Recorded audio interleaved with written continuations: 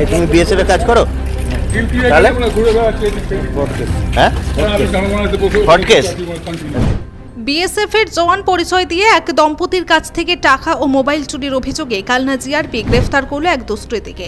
ধৃতের নাম প্রসেনজিৎ দুবে, তার বাড়ি বাঁকুড়ার মেজিয়ায়। এদিন বুধবার বেলা 3:30 নাগাদ তাকে কালনা মহকুমা আদালতে তোলা হলে বিচারক 3 দিনের পুলিশ হেফাজতের নির্দেশ দেন।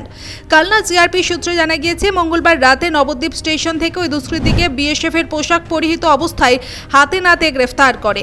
জিআরপি সূত্রে আরও জানা গিয়েছে, ওই দুষ্কৃতীর বিরুদ্ধে বিভিন্ন থানায় চুরির অভিযোগ রয়েছে। অভিযুক্ত পক্ষের আইনজীবী অতনু মজুমদার তিনি বলেন, কালনা ঠাকুরপাড়ার বাসিন্দা শুভাশিস দত্তের অভিযোগের ভিত্তিতে একটি কেস রুজু হয়েছে। মায়াপুর থেকে ফেরার সময় নবদ্বীপ স্টেশনের 3 নম্বর প্ল্যাটফর্মে বেশ কিছু টাকা ও মোবাইল নিয়ে চম্পট দেওয়া অভিযোগেই তার মক্কেলকে গ্রেফতার করা হয়েছে। এখানে যেটা এফআইআরটা হয়েছে, শুভাশিস দত্ত এবং তার স্ত্রী মায়াপুর থেকে ফিরছিল, নবদ্বীপ স্টেশনে 3 নম্বর প্ল্যাটফর্মে ছিল। সেখানে এই ব্যক্তি প্রসেনজিৎ দুবে, এই ব্যক্তির সাথে পরিচয় হয়। সে একটা বিএসএফের জামা কাপড় পরেছিল এবং নিজেকে বিএসএফ বলে জানায় এবং কৃষ্ণনগরের 118 নং ব্যাটালিয়নে কাজ করে বলে জানায়। এবং তারপরেই তার কাছে টাকা পয়সা নেই বা তার কাছে ফোন হারিয়ে গেছে বলে এরকম বলে। তখন তারা মায়া মমতা দেখে তাকে ফোনটা দেয় এবং 3,500 টাকা দেয়।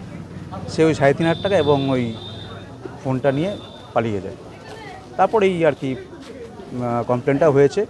পুলিশ আজকে 5 দিনের পিসি চেয়েছিল, 3 দিনের পিসি হয়েছে। 3 দিন পিসির পরে আসুক, দেখা যাক কী হয়। মানে ও কি বিএসএফ এ চাকরি করে বলে কোনো ফ্রড করেছে? না, বিএসএফ এর চাকরি করেছে বলে একদম ফ্রড করেনি। বিএসএফ এর পোশাক পরেছিল, নিজেকে বিএসএফ বলে। চাকরি করি বলে নাকি? না, হ্যাঁ 118 নং ব্যাটালিয়নে আছে, এইটুকুনি বলে। ওটা বলে ও কি প্রমাণ করার চেষ্টা করছিল? ওটা বলে যদি এর মানে সহানুভূতি বা কিছু না, যেহেতু স্টেশনে আছে, স্টেশনে দাঁড়িয়ে আছে, তার সহানুভূতি যদি শুভাশিস দত্ত বা তার স্ত্রী ছিলেন ওখানে। শুভাশিস দত্ত কালনা ঠাকুরপাড়ায় বাড়ি, উনিই কমপ্লেনটা করেছেন। আচ্ছা, মানে ওনাদের থেকে টাকা পয়সা নিয়েছে? ওনারা 3,500 টাকা নিয়েছে এবং মোবাইল নিয়েছে। এই ব্যক্তির মানে বাড়ি কোথায়? এই ব্যক্তির বাড়ি হচ্ছে বাঁকুড়াতে। ওটা কি মানে চুরির মাধ্যমে নেয় না কোনো? না, এখানে যা ধারা দেওয়া হয়েছে, সেখানে নতুন আইন এসছে, তোমরা জানো ভালো করে। সেখানে চিটিং হয়েছে, মানে বিএসএফের কোনো পার্টিকুলার লোককে বিয়ে করে যে আমি বিএসএফের প্রধান বা বিএসএফের এরকম না, আমি বিএসএফে চাকরি করি এই বলে আর কি সেই ধারা দিয়ে চিটিং করেছে। চিটিং করে টাকা পয়সা নিয়েছে, মোবাইল নিয়েছে, এটাই ধারাটা এসছে।